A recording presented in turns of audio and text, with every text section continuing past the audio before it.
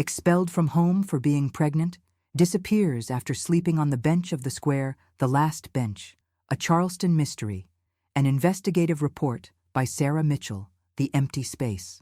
The wrought-iron bench sits silent now in Charleston's historic Marion Square, its green paint weathered by countless seasons of southern rain and blazing summer sun.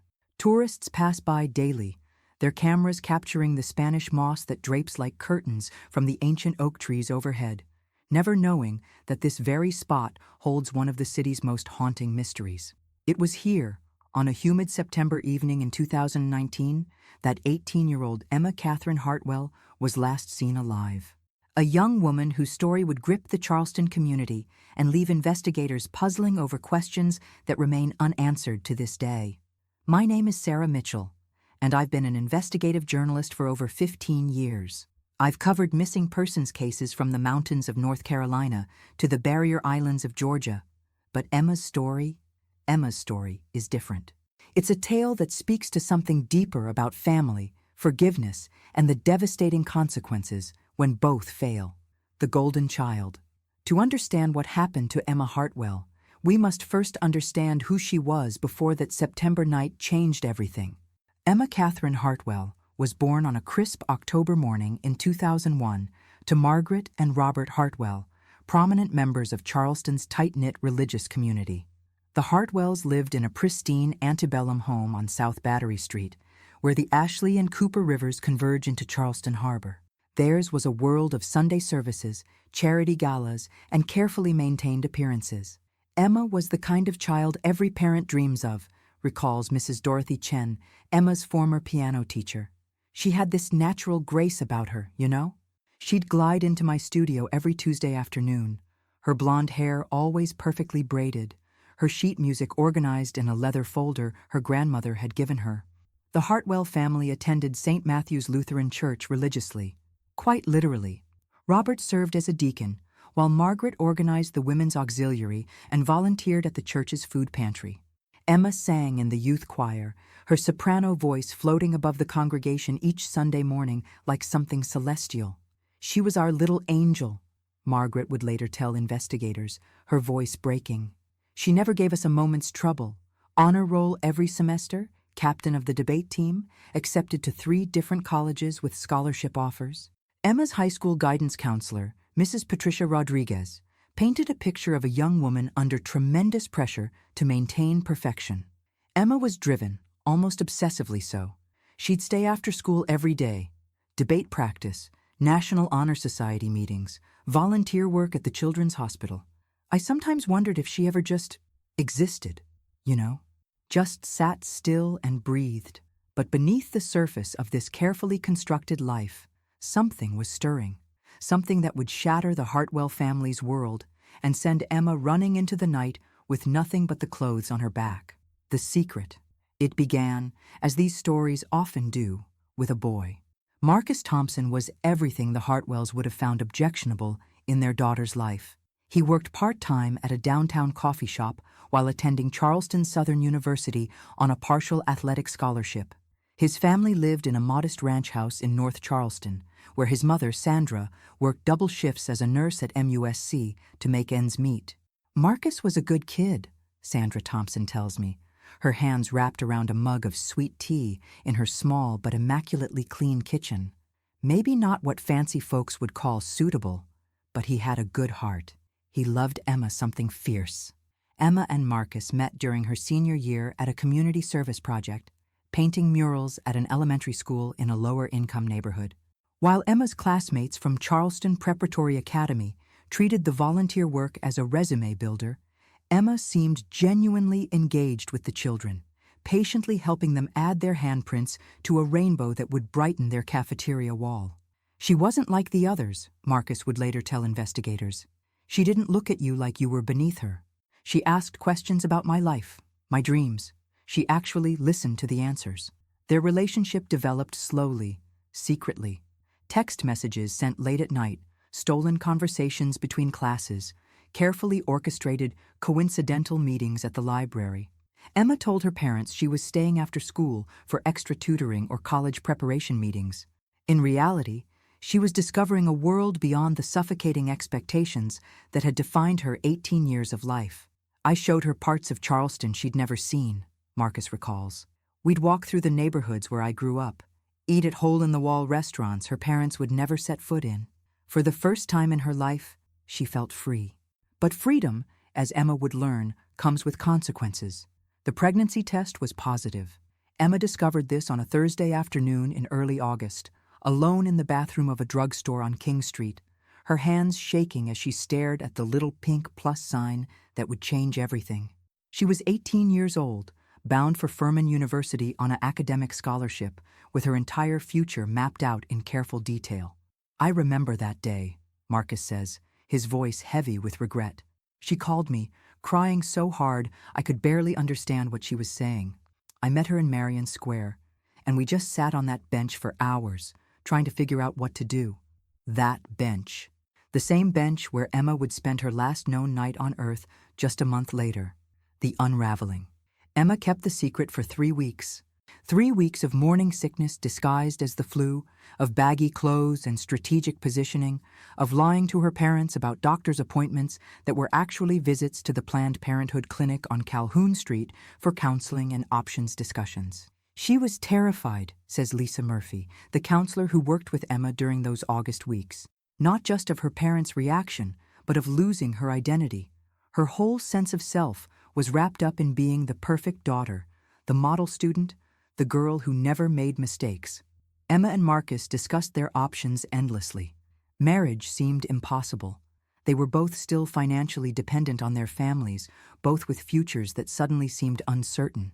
Emma's scholarship required her to maintain full-time student status, and Marcus was barely keeping up with his own academic requirements while working to support himself. We talked about other options, Marcus admits, unable to meet my eyes. But Emma couldn't bring herself to consider them. Her faith, her upbringing. She said she couldn't live with herself if she chose that path. So they decided Emma would tell her parents, hoping against hope that love would triumph over disappointment, that forgiveness would overcome judgment. They were devastatingly wrong. The conversation took place on a Sunday evening in late August. The Hartwells had just returned from evening service at St. Matthew's, where Reverend Patterson had delivered a sermon about moral purity and the importance of maintaining Christian values in an increasingly secular world. The irony was not lost on Emma, who sat in the congregation knowing that in a few hours she would confess to the very transgression the pastor had just condemned. I waited until we were in the living room, Emma would later tell a crisis counselor at a downtown shelter. Daddy was reading his Bible, and Mama was working on her needlepoint. Everything was so normal, so peaceful. I knew I was about to destroy all of that. The reaction was swift and devastating. And Robert Hartwell, the man who had proudly walked his daughter down the aisle at her high school graduation just months earlier, looked at Emma as if she were a stranger. Margaret began crying. Not tears of sympathy or concern, but tears of shame and embarrassment. "How could you do this to us?" Robert reportedly demanded. "After everything we've given you, every opportunity, every advantage, this is how you repay us." "They didn't ask if I was okay," Emma later recounted. "They didn't ask if I needed help or if I was scared. They just kept talking about the family reputation, about what people at church would think, about how I'd ruined everything." The argument lasted hours. Voices were raised, accusations were hurled, and ultimatums were issued. Robert demanded to know who the father was, and when Emma refused to identify Marcus, protecting him from what she knew would be her father's wrath, the situation escalated further. "You have two choices," Robert finally declared, his voice cold with finality. "You can end this pregnancy and we'll pretend this never happened, or you can leave this house and figure out your life on your own." Emma chose the latter. "I couldn't," she would explain to anyone who would listen in the weeks that followed. "I couldn't bring myself to. I just couldn't." Cast out, Emma left the Hartwell home on South Battery Street at 11:47 p.m. on August 28, 2019, with nothing but her purse, her cell phone, and the clothes she was wearing. Security cameras from a neighboring home captured her walking down the street, her shoulders shaking with sobs, completely alone in the humid Charleston night. She walked to Marcus's apartment first, but he wasn't home. He was working a late shift at the coffee shop. Emma sat on his front steps until nearly 2 a.m., when exhaustion and emotional devastation finally drove her to seek shelter elsewhere. That elsewhere was Marion Square. The first night was the worst, Emma would later tell Sarah Caldwell, a social worker at Charleston's Interfaith Crisis Ministry. I'd never been homeless before, never even imagined what it would be like. The bench was hard, and every sound made me jump. I kept thinking my parents would come looking for me, that they'd realize they'd made a mistake. They never came. For the next 3 weeks, Emma's life became a patchwork of temporary solutions. She spent some nights on Marcus's couch when his roommate was away. Other nights, she stayed at the women's shelter downtown, where she met other women who had been cast out by families unable or unwilling to accept their life choices. Emma was different from our usual clients, recalls Patricia Morse, who managed the shelter during that period. Most of our women are escaping domestic violence or dealing with addiction issues. Emma was just lost. She'd been raised in this protective bubble, and suddenly she was completely on her own. Emma tried to maintain some semblance of her former life. She showed up for her job at the hospital gift shop, though her supervisor noticed she seemed distracted and tired. She continued attending her weekly volunteering commitment at the Children's Literacy Program, where the coordinator noted that she seemed emotionally fragile, but dedicated to the children she worked with. Most heartbreakingly, she continued attending Sunday services at St. Matthew's Lutheran Church, sitting in the back pew and leaving before the final hymn to avoid her parents, who maintained their front row seats and their facade of family perfection. She kept hoping they'd change their minds, Marcus explains. She'd text them every day, her mom, her dad, even her grandmother, just simple messages like "I love you" or "I hope you're well." They never responded. The silence from her family was deafening. Emma's former friends from Charleston Prep had already left for college. Social media showed them settling into dorm rooms, attending orientation activities, beginning the exciting next chapter of their lives, while Emma struggled to find a safe place to sleep each night. Her scholarship to Furman University was forfeited when she failed to show up for orientation. The admissions office sent several emails and made phone calls, but Emma couldn't bring herself to explain why she wasn't coming. How do you tell a university that you can't attend because your parents have disowned you and you're living on park benches? The growing isolation. As September arrived, Emma's situation grew more desperate. The summer heat gave way to cooler nights, and sleeping outdoors became increasingly uncomfortable. Her pregnancy symptoms intensified. Morning sickness that lasted all day. Exhaustion that no amount of rest seemed to cure. Emotional volatility that made every interaction feel overwhelming. She was trying so hard to hold it together, recalls Dr. Jennifer Walsh, a physician at the free clinic where Emma sought prenatal care. But you could see the stress was taking its toll. Her blood pressure was elevated, she'd lost weight instead of gaining it, and she was clearly not getting adequate nutrition or rest. Emma found part-time work at a downtown bookstore where the owner, Mr. Harold Davidson, took pity on her obvious circumstances and paid her under the table for organizing inventory and helping customers. It wasn't much, but it provided enough money for occasional meals and hygiene supplies. She was so grateful for everything, Mr. Davidson recalls. I'd never met a young person who said thank you so many times in a single conversation. She'd organized the entire children's section just because I mentioned it needed attention, never asking for extra pay. You could tell she'd been raised right, which made her situation all the more tragic. The emotional toll was perhaps even greater than the physical hardships. Emma began keeping a journal, writing long letters to her unborn child about her hopes and fears, about the family the baby would never know, about the dreams that felt increasingly impossible to achieve. "My sweet baby," read one entry dated September 15th. "I know this isn't the life I planned for us, but I want you to know that you are loved. Even if no one else understands, even if the whole world has turned its back on us, you are wanted and loved." Marcus did what he could to help, but his own resources were limited. He picked up extra shifts at the coffee shop and gave Emma every spare dollar he earned. He tried to convince her to seek help from social services, to apply for government assistance, to reach out to other family members who might be more understanding.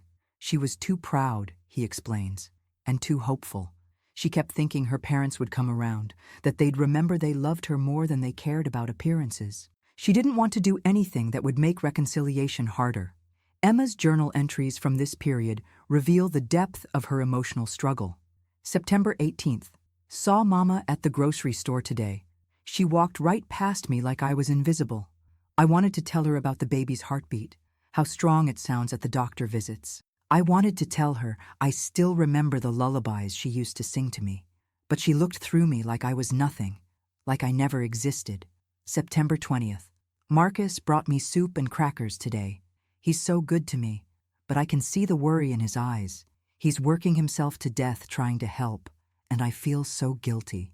This is my mess, my consequences to face. September 23rd. Had to leave the shelter early this morning because there weren't enough beds. Spent the day in the library, pretending to study. The librarian, Mrs. Patterson, brought me tea and cookies. Sometimes strangers are kinder than family. The final weeks.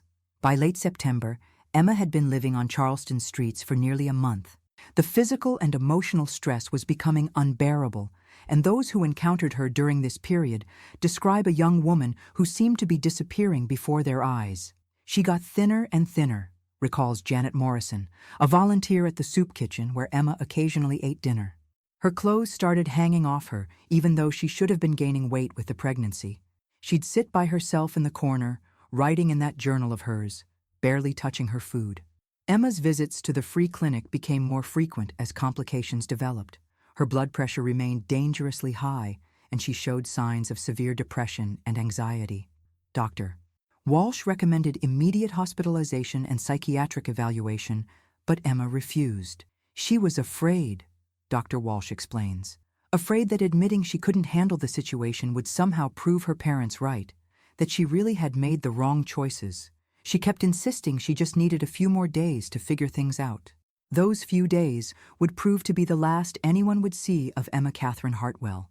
Marcus noticed the change in her demeanor during their final conversations. She seemed peaceful, almost, he recalls, with obvious pain. Like she'd made some kind of decision. When I asked her about it, she just smiled and said everything was going to be okay soon. Emma's journal entries from her final week paint a picture of a young woman at the end of her emotional rope. September 25th. I can't keep living like this. The baby deserves better than a mother who can't even provide a roof over our heads. Maybe I'm not strong enough for this, after all. September 27th. Dreamed about Grandma Rose's house last night. The way it smelled like vanilla and lavender. The way she'd let me help her bake cookies even when I made a mess. I wonder if she would have understood. I wonder if she would have helped me find a way. September 29th. Marcus brought me flowers today. Just wildflowers he picked from the park, but they were beautiful. He told me he loved me, loved our baby, that we'd find a way to make this work. I want to believe him. I want to believe there's still hope. The final entry in Emma's journal was dated September 30th, 2019. To my baby, I hope someday you'll understand that everything I did because I loved you. Your mama may not have been strong enough for this world, but you are made of stronger stuff. You have your daddy's determination and your Grandma Rose's kindness. Find the people who will love you the way you deserve to be loved. Don't let anyone make you feel like you don't belong in this world. The last night, October 1st, 2019, dawned gray and drizzly in Charleston. The first hints of autumn were beginning to show. Leaves starting to turn, a crispness in the morning air that promised cooler days ahead. For Emma, it would be the last day anyone would see her alive. She spent the morning at the bookstore, helping Mr. Davidson prepare for a shipment of new releases. He later told investigators that she seemed unusually calm, almost serene, as she worked. She was humming, he recalled. Some old hymn I remembered from my childhood. She'd never done that before. She was usually so quiet, so withdrawn. I asked if she was feeling better, and she just smiled and said she was ready to go home. At the time, Mr. Davidson assumed she meant the shelter or wherever she'd been staying. In retrospect, her words take on a much more ominous meaning. Emma left the bookstore at 3 p.m. with her week's wages, $127 in cash that represented her entire worldly wealth. Security cameras captured her walking down King Street, stopping at a pharmacy where she purchased prenatal vitamins and a candy bar, then continuing toward the historic district. Her next stop was St. Matthew's Lutheran Church, where she sat in the empty sanctuary for over an hour. Pastor Reynolds found her there when he arrived to prepare for evening Bible study. She was just sitting in the back pew, staring at the cross above the altar, he remembers. I asked if she needed prayer or counseling, but she declined. She did ask me to tell her parents that she forgave them, that she understood they thought they were doing what was right. Pastor Reynolds had no idea who Emma was.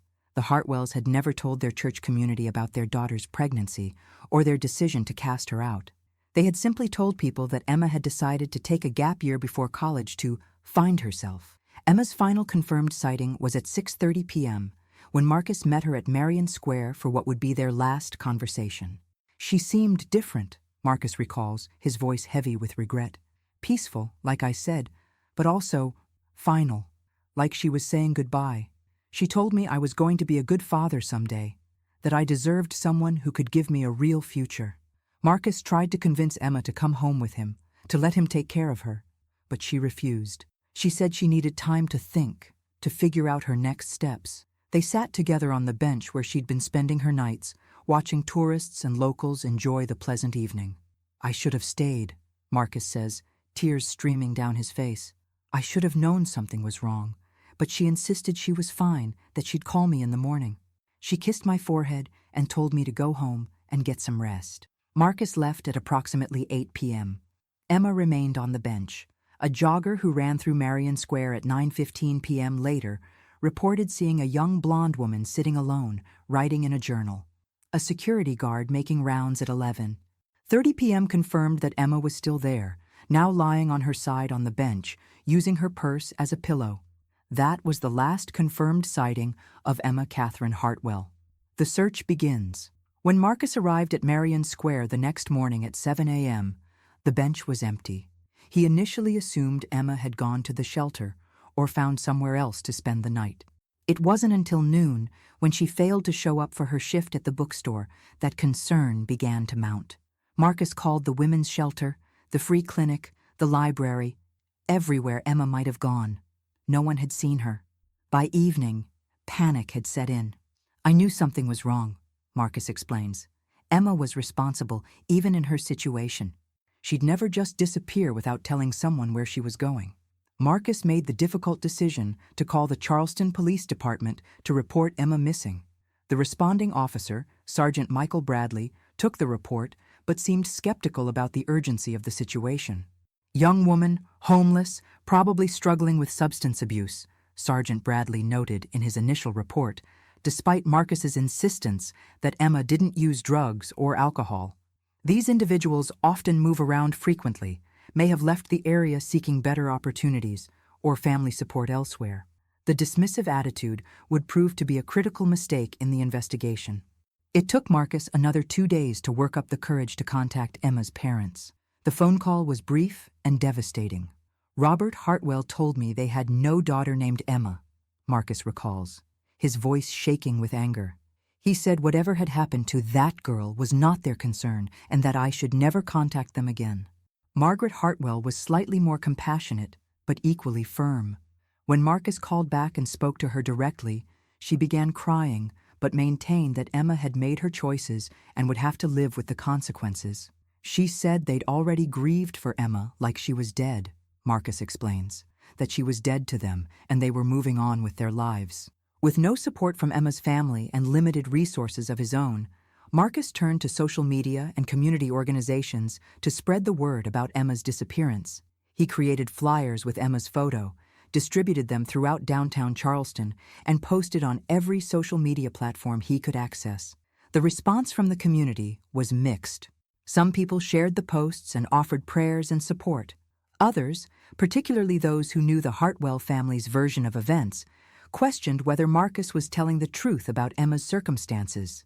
There were people who believed the Hartwell's story that Emma had simply chosen to take a gap year, explains Jennifer Torres, a family friend who helped Marcus with the search efforts.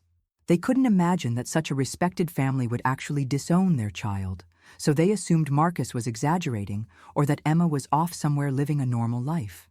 The investigation stalls. The Charleston Police Department's investigation into Emma's disappearance was hampered from the beginning by several factors: limited resources, preconceived notions about homeless individuals, and the complete lack of cooperation from Emma's family. Detective Lisa Hamilton was eventually assigned to the case, but only after it had been sitting on Sergeant Bradley's desk for over a week. By then, critical evidence may have already been lost. When I inherited this case, I immediately recognized that mistakes had been made, Detective Hamilton explains. The initial response was inadequate. No canvassing of the area, no collection of security camera footage, no interviews with potential witnesses who might have seen Emma that night. Detective Hamilton began working to reconstruct Emma's final days and hours. She interviewed Marcus extensively, spoke with the staff at the bookstore, the shelter, and the free clinic. She reviewed Emma's medical records and obtained permission to search her few belongings, which Marcus had been keeping safe. The journal was particularly revealing. Emma's writings painted a clear picture of a young woman in crisis, Detective Hamilton notes. She was dealing with depression, anxiety, feelings of abandonment and worthlessness. The final entries were especially concerning.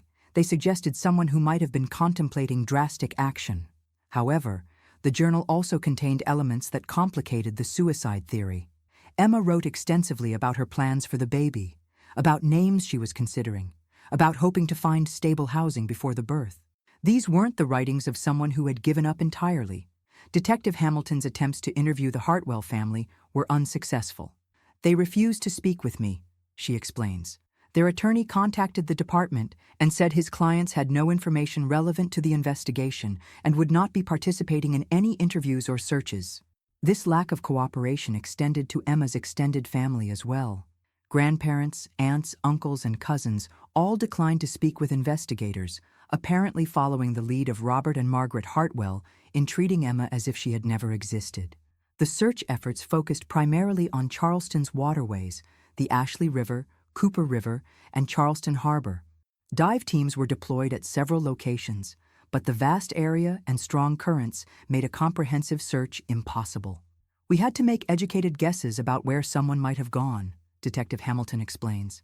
The riverfront areas closest to Marion Square were our primary focus, but Emma could have walked miles in any direction before whatever happened to her happened. Searches of wooded areas around the city, abandoned buildings, and other locations where someone might seek privacy also yielded no results. Emma had seemingly vanished without a trace. Theories and dead ends. As weeks turned into months, the investigation explored several theories about what might have happened to Emma Catherine Hartwell. Theory 1. Voluntary disappearance. Some investigators initially believed Emma might have simply chosen to leave Charleston and start over somewhere else. The theory suggested she might have hitchhiked out of town or taken a bus to another city where she could rebuild her life anonymously. This theory was supported by the fact that Emma's body was never found and that she had expressed feelings of hopelessness about her situation in Charleston. Perhaps investigators thought she had decided to seek help elsewhere or had connected with resources in another city. However, several factors argued against voluntary disappearance. Emma had no money for travel. She had no identification documents. Her parents had retained her passport and birth certificate. She was receiving regular prenatal care and was unlikely to abandon medical treatment.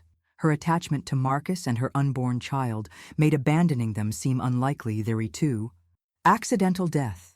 The second theory suggested that Emma might have suffered an accident while in a vulnerable state. Perhaps she had fallen into one of Charleston's waterways while walking at night, or had suffered a medical emergency related to her pregnancy. Charleston's historic district is crisscrossed by rivers and waterways, many without adequate lighting or safety barriers. A disoriented, exhausted, or distressed person could easily have an accident, particularly in the early morning hours when Emma disappeared. The pregnancy complications Emma had been experiencing, high blood pressure, malnutrition, extreme stress, could have led to a medical crisis that caused her to collapse or become confused. Theory 3. Foul play. Detective Hamilton also had to consider the possibility that Emma had been the victim of a crime. A vulnerable young woman living on the streets with no family support system could have been targeted by predators. However, there was no evidence of foul play. No signs of struggle at Marion Square, no witnesses reporting suspicious activity, no reports of anyone bothering Emma during her weeks of homelessness. The investigation did reveal that Emma had been approached by several individuals offering help during her time on the streets.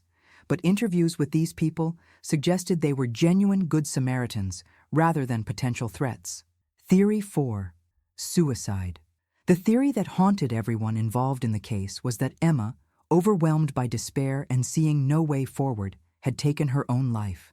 Emma's journal entries, her statements to friends about everything being okay soon, her peaceful demeanor during her final day, all of these factors suggested someone who might have made the devastating decision to end her suffering. The location also supported this theory.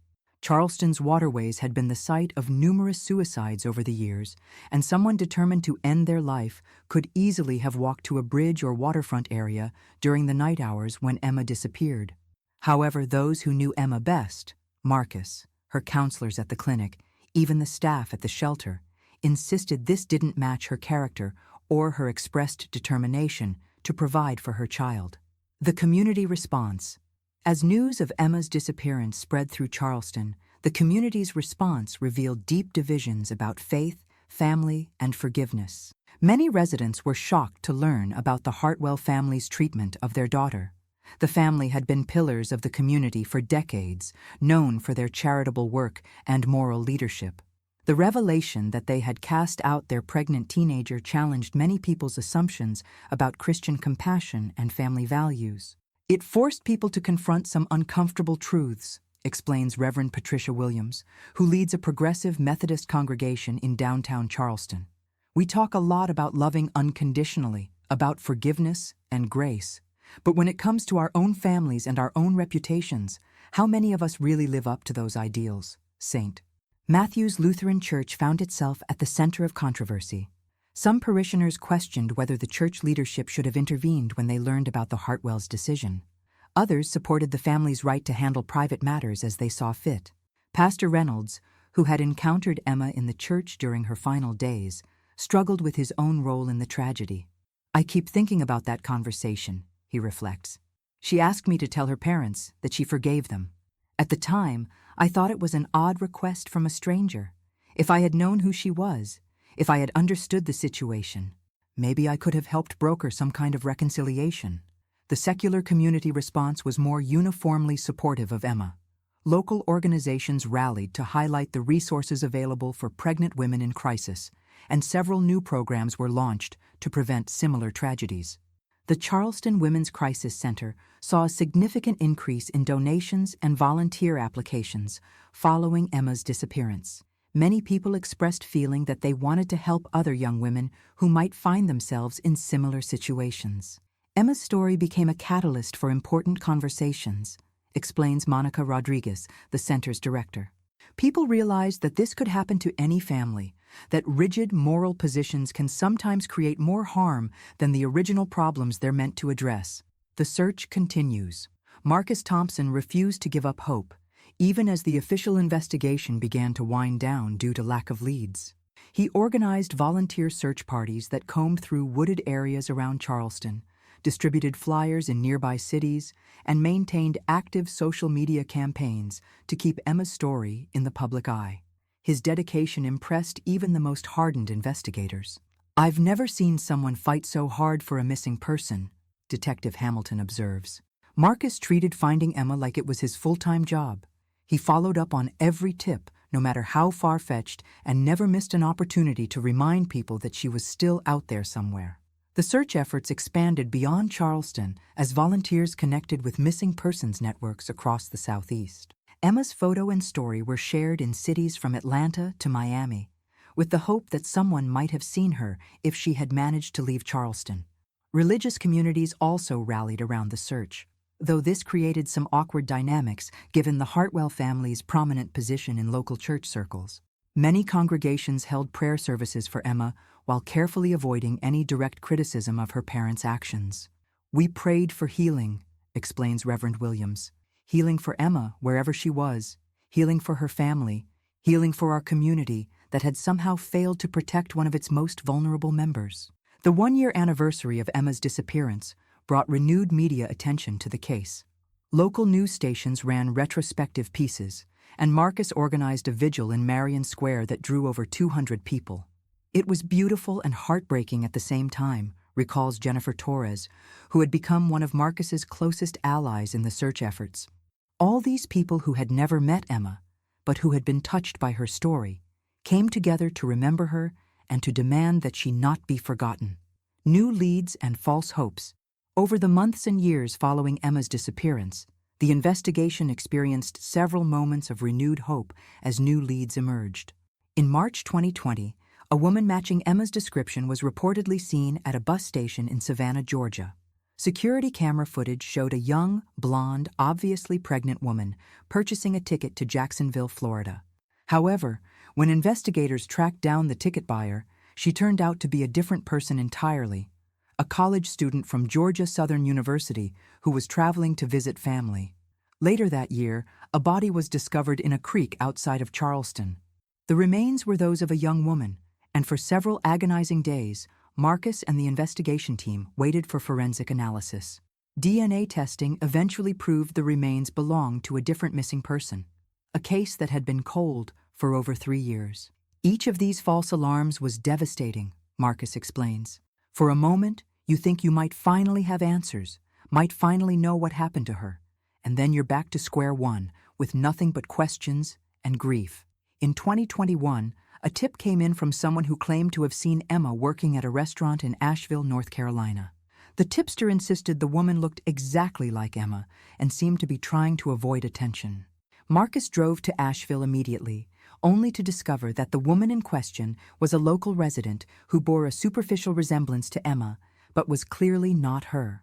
Perhaps the most promising lead came in late 2021, when construction workers renovating a building in downtown Charleston discovered personal items that might have belonged to Emma. The items included a journal, some clothing, and what appeared to be prenatal vitamins.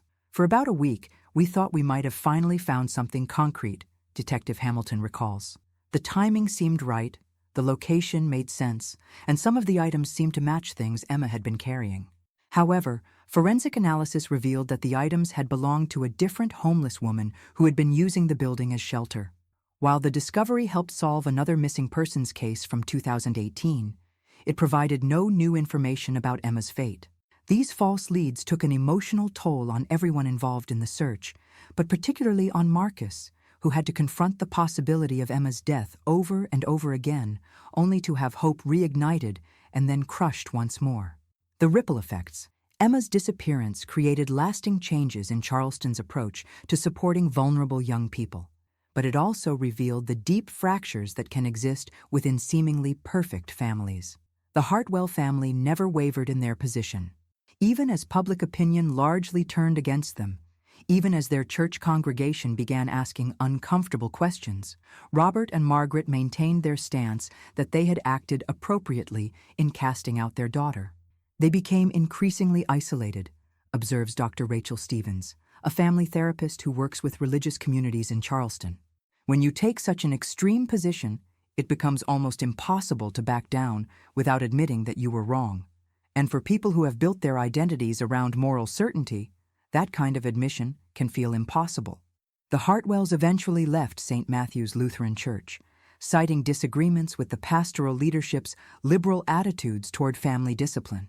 They joined a smaller, more conservative congregation outside of Charleston, where their version of events was accepted without question.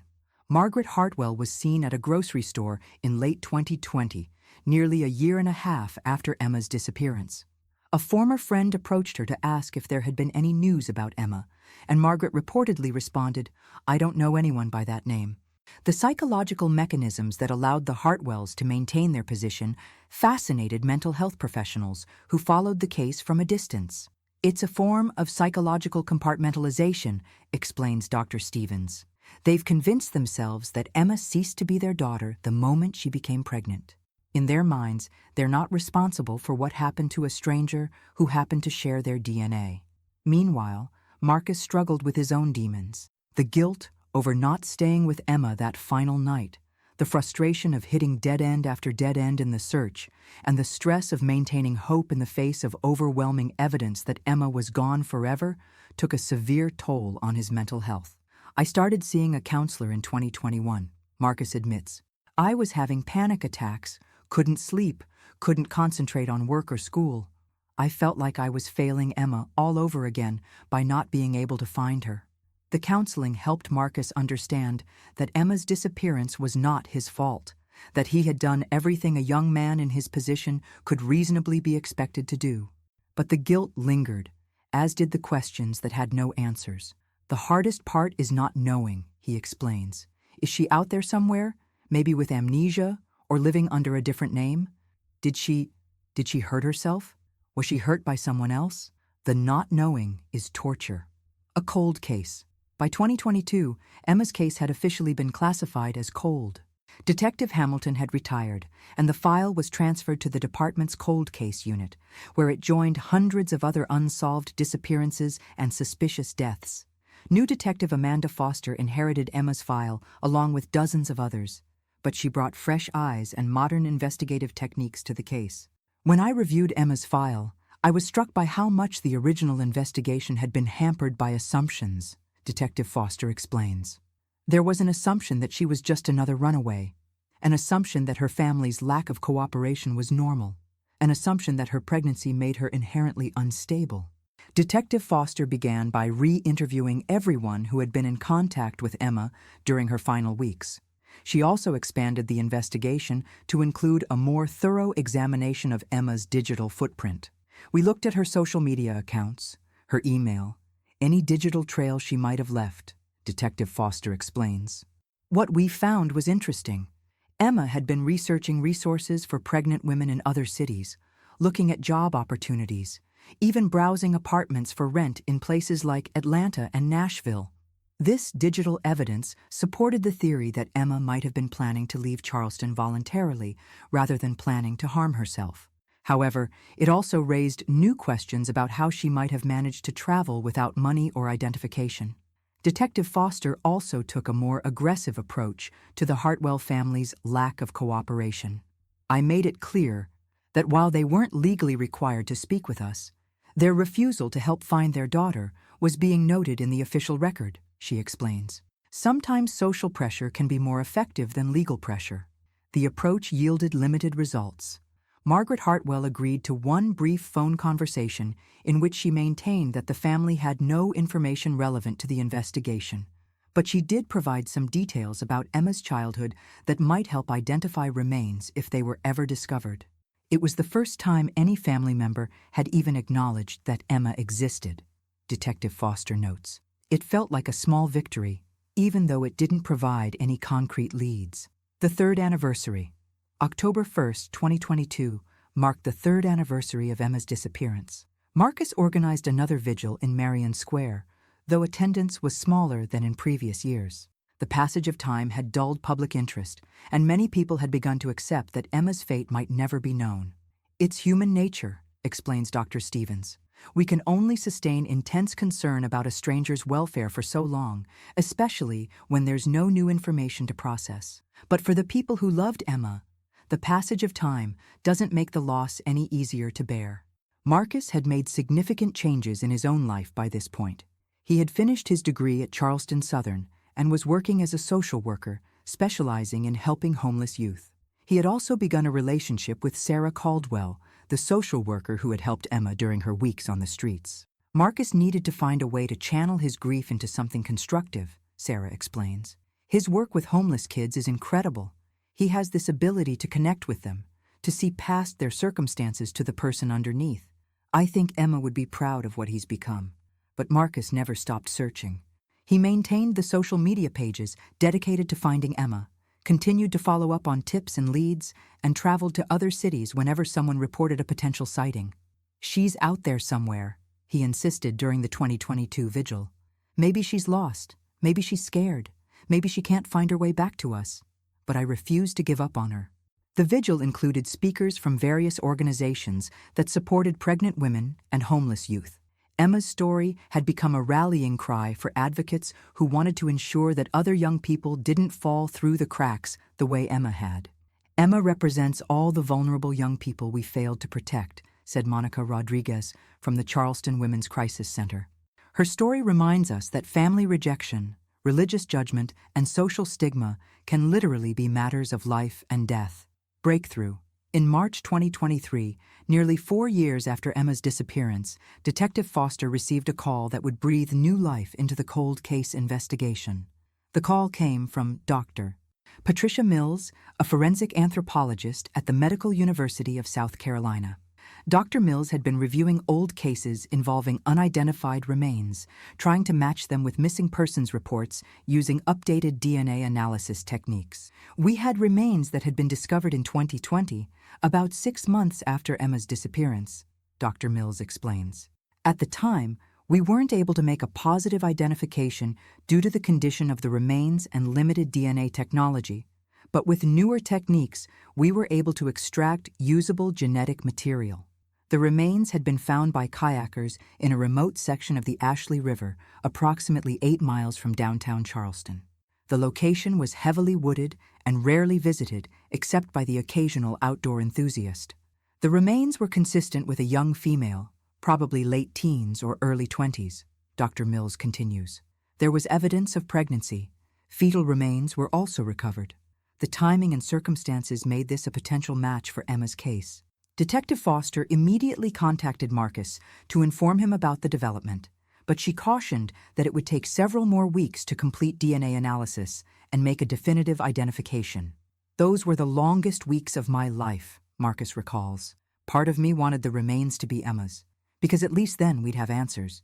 We'd know what happened to her. But part of me still hoped she was out there somewhere, living a life we just hadn't found yet. The DNA analysis took 6 weeks. During that time, Detective Foster worked to reconstruct how Emma might have ended up in such a remote location. The area where the remains were found was accessible by walking trails, though it would have required a significant hike through difficult terrain. It's possible she went there intentionally, seeking privacy or solitude, Detective Foster theorizes. Or she might have become lost or disoriented while walking at night. The pregnancy complications she'd been experiencing could have caused confusion or medical distress. Confirmation. On April 15, 2023, Detective Foster received the call she had been dreading and anticipating in equal measure. The DNA analysis was complete. The remains found in the Ashley River were definitively identified as Emma Catherine Hartwell and her unborn child. I called Marcus first, Detective Foster recalls.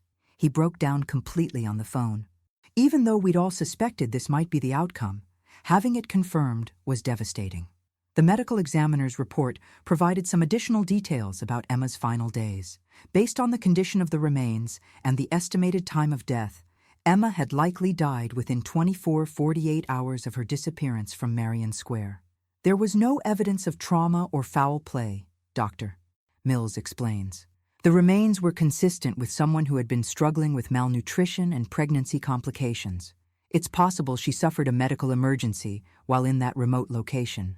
The cause of death was officially listed as undetermined, though the medical examiner noted that Emma's documented health issues and the stress of her circumstances could have contributed to a fatal medical event. Detective Foster faced the difficult task of notifying Emma's parents about the discovery. She called their attorney, who agreed to pass along the information, but the Hartwells declined to claim Emma's body or participate in any funeral arrangements. Their position remained unchanged, Detective Foster explains with obvious disgust. Even in death, they maintained that Emma was not their responsibility. Marcus, with support from Sarah and other friends Emma had made during her brief time in Charleston, began planning a memorial service. The response from the community was overwhelming. Hundreds of people who had never met Emma but had been touched by her story wanted to participate in honoring her memory. The memorial. Emma Catherine Hartwell's memorial service was held on May 1, 2023, at the Interfaith Crisis Ministry, where she had received some of her last acts of kindness from strangers. The service was deliberately inclusive, welcoming people of all faiths and backgrounds who wanted to remember Emma and what she represented. We wanted to create the kind of acceptance and love that Emma should have received from her own family, explains Reverend Williams, who officiated the service. This was about celebrating her life and acknowledging the tragedy of her death, but also about committing ourselves to doing better for other young people in crisis. Marcus delivered a eulogy that brought many attendees to tears. Emma was the kindest person I've ever known. Even when she was facing the worst circumstances of her life, she worried about other people. She'd share her food with other homeless individuals who seemed hungrier than she was. She'd comfort kids at the children's hospital, even when her own world was falling apart. She deserved so much better than what life gave her. The service included readings from Emma's journal, passages that revealed her hopes, dreams, and unwavering love for her unborn child. Sarah Caldwell read one particularly poignant entry. "Sometimes I imagine what our life could have been like in a different world. A world where families love each other despite their mistakes. A world where being pregnant at 18 isn't treated like a moral catastrophe. A world where young women aren't thrown away like trash when they need help most. Maybe my baby will grow up in that world, even if I can't." The memorial service was attended by over 400 people, including many of the individuals who had shown Emma kindness during her final weeks. Mr. Davidson from the bookstore, Dr. Walsh from the clinic, Janet Morrison from the soup kitchen, and dozens of others who had tried to help a desperate young woman when her own family had abandoned her. Notably absent, of course, were Robert and Margaret Hartwell and any other members of Emma's biological family. Their absence spoke volumes, observes Dr. Stevens. Even in death, even when faced with the consequences of their actions, they couldn't bring themselves to acknowledge their daughter's humanity. Justice and change. Emma's death sparked renewed discussions about family rejection, religious extremism, and the support systems available to vulnerable young people in Charleston and beyond. The Charleston City Council passed a resolution establishing new funding for services supporting pregnant teens and young adults aging out of foster care. The Emma Hartwell Memorial Fund was created to provide emergency housing, medical care, and counseling services for young people experiencing family rejection. Emma's story became a catalyst for examining how our community responds to crisis pregnancies, explains Councilwoman Patricia Adams, who sponsored the resolution. "We realized we had a system that was set up to support families that stay together, but very few resources for young people who are cast out." St. Matthew's Lutheran Church, Emma's former congregation, underwent its own period of reflection and change. Pastor Reynolds, deeply affected by his brief encounter with Emma and the role the church might have played in preventing the tragedy, implemented new protocols for identifying and supporting vulnerable community members. "We had to ask ourselves hard questions," Pastor Reynolds explains. How do we balance moral teaching with compassion? How do we prevent families from using faith as a weapon against their own children? It's an ongoing conversation, but Emma's death made it clear that we needed to have it. Several other religious communities in Charleston used Emma's story as a case study for examining their own teachings about family, forgiveness, and unconditional love. Some congregations modified their approach to counseling families dealing with teen pregnancy, emphasizing support and problem-solving rather than judgment and punishment. However, not all religious leaders were willing to engage in this self-reflection. Some defended the Hartwell family's actions as biblically justified, arguing that parents have a right and responsibility to enforce moral standards in their homes. There are still people who believe Robert and Margaret Hartwell did nothing wrong, acknowledges Reverend Williams. That's perhaps the most tragic aspect of this entire story, that some people can look at Emma's death and see it as justifiable consequences rather than preventable tragedy. Marcus's mission. Following Emma's memorial service, Marcus Thompson made a decision that would define the rest of his life. He dedicated himself full-time to preventing other families from experiencing the tragedy that had destroyed Emma and their unborn child. Working with the Charleston Women's Crisis Center and other local organizations, Marcus developed a comprehensive program for supporting young people experiencing family rejection due to pregnancy, sexual orientation, religious differences, or other conflicts. The Emma program, as it came to be known, provided emergency housing, counseling, legal advocacy, and long-term support services. Marcus used his own experience and Emma's story to connect with young people who felt abandoned by their families and communities. I tell them about Emma, Marcus explains. About her strength, her kindness, her determination to do right by her child, even when the world seemed to be against her. I tell them that their worth isn't determined by their family's acceptance, and that there are people who will love and support them unconditionally. The program expanded rapidly, with similar initiatives being established in cities across South Carolina and the broader Southeast. Marcus became a sought-after speaker at conferences on family counseling, teen pregnancy prevention, and LGBTQ+ support services. Marcus has turned his grief into a powerful force for good, observes Dr. Stevens, who has worked with the Emma program to train counselors. He's prevented dozens, maybe hundreds of young people from experiencing what Emma went through. Marcus also maintained his relationship with Sarah Caldwell, and in 2024, they married in a small ceremony held in Marion Square, near the bench where Emma had spent her final night. The symbolism was intentional. They wanted to transform a place of tragedy into a place of hope and new beginnings. Emma brought us together, Sarah explains, not directly, but through our shared commitment to helping the kind of vulnerable young people she represented. In a way, our work is our way of keeping her memory alive. The Hartwells' isolation. While the Charleston community largely embraced lessons learned from Emma's tragedy, Robert and Margaret Hartwell continued on their path of denial and isolation. The couple sold their historic South Battery home in late 2023 and moved to a gated community outside Charleston, where they could avoid the whispered conversations and pointed looks that had become part of their daily experience in the city. They couldn't handle living in a place where everyone knew what they'd done, explains a former neighbor who requested anonymity. Margaret couldn't go to the grocery store or the post office without someone mentioning Emma or giving her dirty looks. They basically became prisoners in their own community. Their new church, a small fundamentalist congregation that supported their version of events, provided some social support. But even there, the Hartwells struggled with the reality of their situation. They aged dramatically, observes someone who encountered them at their new church. Margaret especially looked like she'd lost 20 pounds and gained 10 years. You could see the toll it was taking, even if they refused to admit they'd made mistakes. In 2024, nearly 5 years after Emma's death, Margaret Hartwell suffered what family members described as a nervous breakdown. She was hospitalized briefly for severe depression and anxiety, though she returned home and continued to maintain that the family had acted appropriately in their treatment of Emma. Robert Hartwell retired early from his position at a downtown law firm, citing health concerns, though colleagues suggested the real reason was the damage Emma's story had done to his professional reputation. It became impossible for him to represent family law cases, explains a former colleague. How do you counsel families about custody disputes and parental rights when everyone knows you disowned your own pregnant daughter? The Hartwells never publicly acknowledged Emma's death or expressed condolences to Marcus and the other people who had loved her.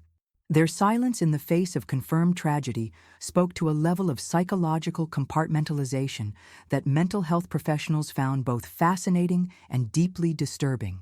Ongoing impact. 5 years after Emma's disappearance and 2 years after the confirmation of her death, her story continues to resonate throughout Charleston and beyond. The Emma program has expanded to serve over 500 young people annually across South Carolina, providing everything from emergency shelter to college scholarship assistance. Marcus has written a book about his experience, with proceeds supporting the program's expansion into other states. Emma's legacy is literally saving lives, explains Dr. Rodriguez from the Crisis Center. We've had young people tell us that reading about Emma's story convinced them to seek help rather than trying to handle family rejection on their own. The program has documented success stories that would have warmed Emma's heart. Pregnant teens who were able to reconcile with their families through mediation services, young adults who found supportive housing while completing their education, families who learned to choose love over judgment when faced with difficult circumstances. But perhaps most importantly, Emma's story has changed how Charleston's community responds to young people in crisis. There's much more awareness now, explains Councilwoman Adams. Teachers, healthcare workers, social service providers, they all know the warning signs of family rejection, and they know how to connect young people with resources before situations become desperate. The city now requires all high schools to provide information about support services for students experiencing family conflicts, and healthcare providers are trained to identify and assist patients who may be at risk of becoming homeless due to family rejection. Charleston's religious community has also evolved, with many congregations developing specific ministries for young people experiencing family conflicts related to moral or religious disagreements.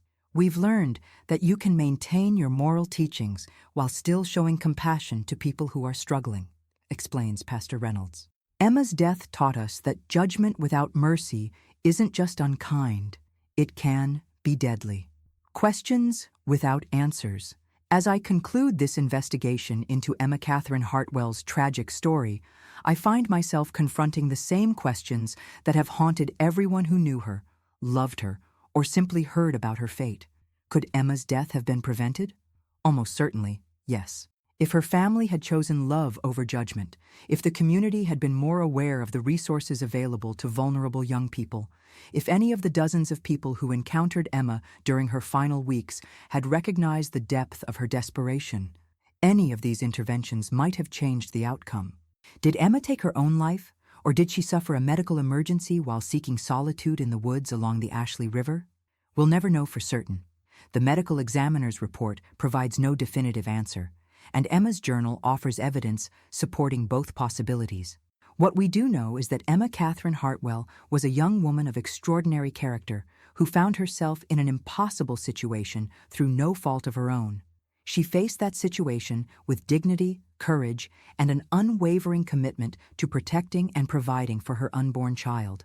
We know that she was failed by the people who should have loved her most, and that failure cost her everything. We know that her death sparked important conversations about faith, family, and the treatment of vulnerable young people in our communities. And we know that her legacy lives on through the hundreds of young people who have been helped by programs created in her memory, and through the countless families who have chosen compassion over condemnation when faced with similar challenges. Emma's story is ultimately about the power of love, both its presence and its absence. Marcus Thompson's unwavering devotion to Emma, even after her death, demonstrates love's redemptive potential. The Hartwell family's rejection of their daughter demonstrates its devastating absence. Emma would want people to learn from her story, Marcus told me during our final interview for this investigation. She'd want families to choose differently than her parents did. She'd want young people to know that they're worth fighting for, even when it feels like the whole world has given up on them. As I walked through Marion Square on a recent evening, stopping to sit on the bench where Emma spent her final night, I was struck by the bustling life around me. Families were enjoying picnics, children were playing on the playground, tourists were taking photos of the historic monuments that dot the square. Life goes on in Charleston, as it does everywhere. But for those of us who know Emma's story, Marion Square will always hold a deeper meaning. It's a reminder of how quickly life can change, how fragile our support systems can be, and how important it is to choose love over judgment when the stakes are highest. Emma Catherine Hartwell deserved better than the life she was given, but her death has made life better for countless others. In that way, perhaps her story isn't just a tragedy, it's also a testament to the possibility of redemption, growth, and change. Her voice may have been silenced, but her message continues to resonate. Every young person deserves unconditional love. Every family crisis is an opportunity for grace over judgment, and every community has a responsibility to protect its most vulnerable members. Emma's story ends in a remote woods along the Ashley River, but her legacy continues in every young person who finds support instead of rejection, every family that chooses forgiveness over condemnation, and every community that prioritizes compassion over judgment. She was 18 years old, pregnant, and alone. She should have had her whole life ahead of her. Instead, she has given life to a movement that ensures other young people won't have to face what she faced, won't have to die as she died, won't have to become just another tragic story told by investigative journalists seeking answers to questions that should never have needed asking. Emma Catherine Hartwell, daughter, friend, expectant mother, and catalyst for change. May her memory be a blessing, and may her story continue to save lives for generations to come. If you or someone you know is experiencing family rejection, pregnancy crisis, or thoughts of self-harm, please reach out for help. Resources are available through the National Suicide Prevention Lifeline, 988, local crisis pregnancy centers, and organizations like the Emma program in Charleston, South Carolina. Author's note: this investigation was conducted over 18 months and included interviews with over 30 individuals who knew Emma or were involved in the search for her. The Hartwell family declined repeated requests for interviews.